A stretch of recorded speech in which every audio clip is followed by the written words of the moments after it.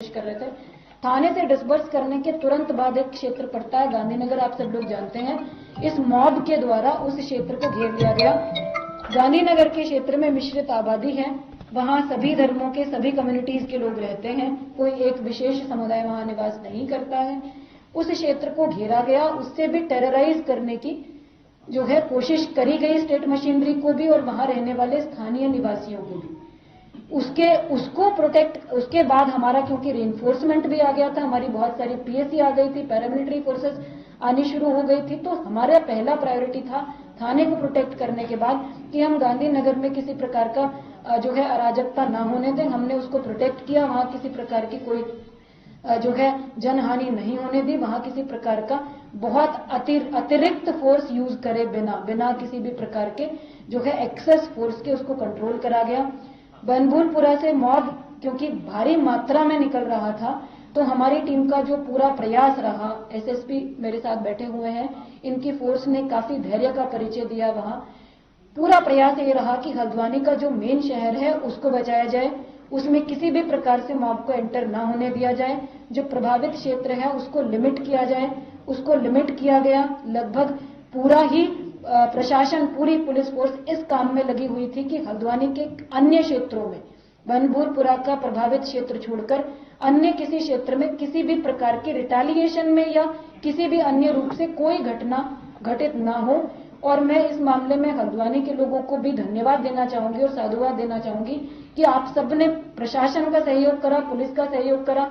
अन्य क्षेत्रों में किसी भी कम्युनिटी के लोगों ने किसी भी प्रकार का कोई प्रतिक्रियात्मक जो है घटना घटित करने की कोशिश नहीं करी।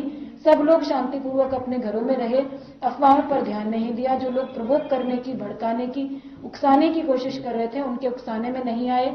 तो ये हल्द्वानी की जो सामान्य जनता है, जिन्होंने कल बहुत शांति और धैर्य का परिचय दिया, उसके लिए भी मैं धन्यवाद देना चाहूंगी। जो ये एक्टिविटी थी, ये पूरा जो डिमोलिशन ड्राइव था, ये कोई आइसोलेटेड ड्राइव नहीं था। मैं पहले ही आपको एग्जांपल्स के साथ एक्सप्लेन कर चुकी हूं। ये लगातार चल रही चीज थी। एक एरिया में ही ये घटना हुई, अदर एरियाज में डिमोलिशन ड्राइव्स टेकअप हुए, बड़े बड़े ड्राइव्स टेकअप हुए, 10-10, 20-20 दुकानों के, मकानों के ड्राइव्स टेकअप हुए। वहां किसी प्रकार का कोई रिटेलिएशन पुलिस पर, प्रशासन पर नहीं किया गया।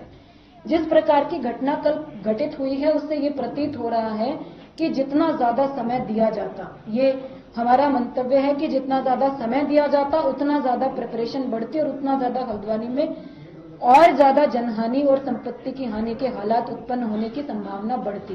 क्योंकि आज नहीं तो कल नगर निगम को, प्रशासन को अपनी परिसंपत्तियों को अतिक्रमण से मुक्त कराना ही था और विधिक प्रक्रिया कंप्लीट हमने करी है। कंप्लीट करने के बाद ही डिमोलिशन ड्राइव शुरू करे हैं। किसी भी जगह पर अचानक से हमने कोई एक्टिविटी शुरू नहीं करी। तो ये हम लोगों का असेसमेंट रहा कि अगर हम बहुत ज्यादा समय देते तो उतना ही ज्यादा प्रिपरेशन का टाइम लगता। मैंने एविडेंस के साथ आपको बताया कि 30 तारीख से 8 तारीख के बीच में कितना प्रिपरेशन किया गया है। तो अगर हम और समय देते तो ये ज्यादा हो सकता था। तो ये निर्णय सही था कि ज्यादा समय ना दिया जाए, जितना जल्दी, जितना आसानी से, स्मूथली इस एक्शन को किया जा सकता है उतना किया जाए। उसमें अंदेशा हमेशा होता है जब आप कोई इस तरह की ड्राइव्स टेकअप करते हो डिमोलिशन की, जब आप अपनी परिसंपत्ति की सुरक्षा करते हो, तो थोड़ा बहुत विरोध की, थोड़ा बहुत जो है प्रदर्शन की, अपना जो है लॉ एंड ऑर्डर की सिचुएशन की संभावनाएं रहती हैं। पर this kind of reaction without provoking, without harming anybody, किसी का घर नहीं टूट रहा है, कोई बेघर नहीं हो रहा है, कोई डायरेक्टली हार्म नहीं हो रहा है। There is a structure which is already in position of Nagar Nigam, which has already been sealed by the government, जहां ऑलरेडी गवर्नमेंट की प्रेजेंस अवेलेबल है, कब्जे में है, कंप्लीटली अवैध सिद्ध हो चुका है सभी प्रकार की विधिक प्रक्रिया में। उस पर और दूसरी चीज और मैं जो आपको कहना चाह रही हूं, उसके बाद आप लोगों के सवाल हम लोग लेंगे, वो ये है कि जो मॉब था वो इस स्ट्रक्चर को बचाने की कोशिश नहीं कर रहा था। वो हमने जितना वीडियोस में देखा, हमने जितना महसूस करा, वो अथॉरिटीज को अटैक करने की कोशिश कर रहा था। It was not against any community, it was against the state machinery, it was against the state authorities, it was against symbols of state government machinery. थाना, ये थाने को जो अटैक करने वाली चीज थी, ये स्टेट के जो सिंबल्स होते हैं, सिस्टम के जो सिंबल्स होते हैं, को अटैक करने की एक तरह से कोशिश थी।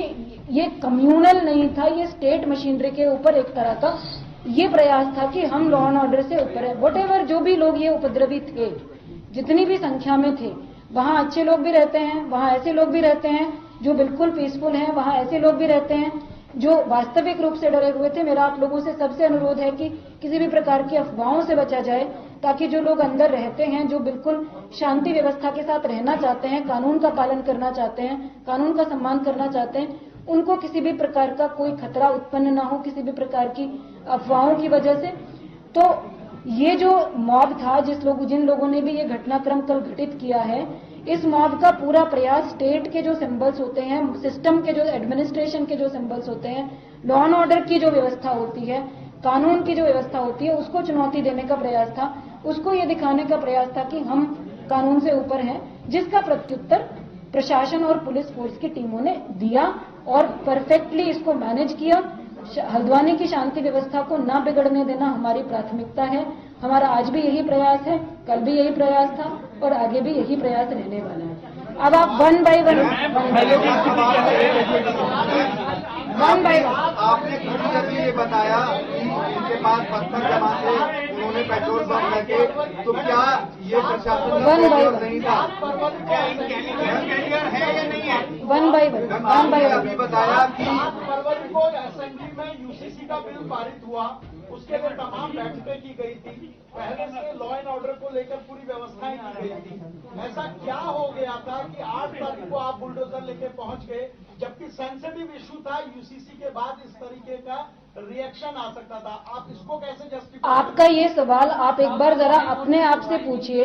भारत देश का, उत्तराखंड राज्य का हल्द्वानी शहर का एक एरिया है जहां एडमिनिस्ट्रेशन को इन्फोर्समेंट एक्टिविटी करनी है, इन्फोर्समेंट एक्टिविटी करनी है, कोई वॉर नहीं करनी है, कोई जंग नहीं लड़नी है। इन्फोर्समेंट एक्टिविटी करने के लिए अगर किसी क्षेत्र में हमको वॉर जैसी प्रिपरेशन करनी पड़े, तो क्या ये अपने आप में ये प्रश्न चिन्ह नहीं लगाता कि वो क्षेत्र कानून व्यवस्था का सम्मान करता है या नहीं करता है? ये आपने अभी ये बताया कि छत के ऊपर पत्थर जमा थे, उन्होंने पेट्रोल पंप पहले से तैयार किए हुए थे, मॉनिटर कर रहे थे, ड्रोन से देख रहे थे, तो फेलियर? तो क्या इंटेलिजेंस ये बिल्कुल फेलियर नहीं है हमारी।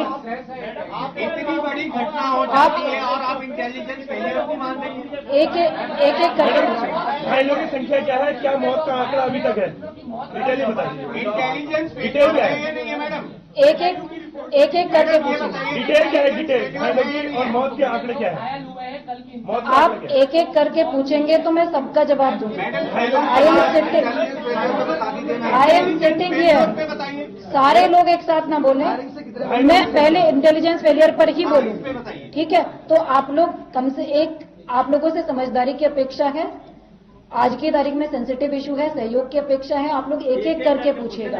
अगर आप सारे लोग एक साथ बोलेंगे तो एक का भी जवाब हम नहीं दे पाएंगे। हम धैर्यपूर्वक सभी का जवाब देने के लिए तैयार हैं। आप एक एक करके पूछेंगे तो सबका जवाब मिल जाएगा। बिल्कुल इंटेलिजेंस फेलियर नहीं है, सारी तैयारियां करी गई थी। ये डिमोलिशन ड्राइव थी, ये कोई रायट नहीं था, दंगे की तैयारी नहीं थी। डिमोलिशन ड्राइव के हिसाब से पूरी प्रिपरेशन करी गई थी और उतनी ही मात्रा में संसाधन रखे गए थे और इसीलिए कंट्रोल भी हो पाया। इतने स्ट्रिक्ट जो है रिटेलिएशन के बाद, इतने सीवियर रिटेलिएशन के बाद, इतने सीवियर लॉ एंड ऑर्डर के बाद भी अगर ये 2-2.5 घंटे के अंदर कंट्रोल हुआ और हल्द्वानी के मेन सिटी तक कुछ नहीं पहुंचा, तो ये इस तरह ये प्रिपरेशन का फेलियर नहीं था, ये प्रिपरेशन की एक्चुअली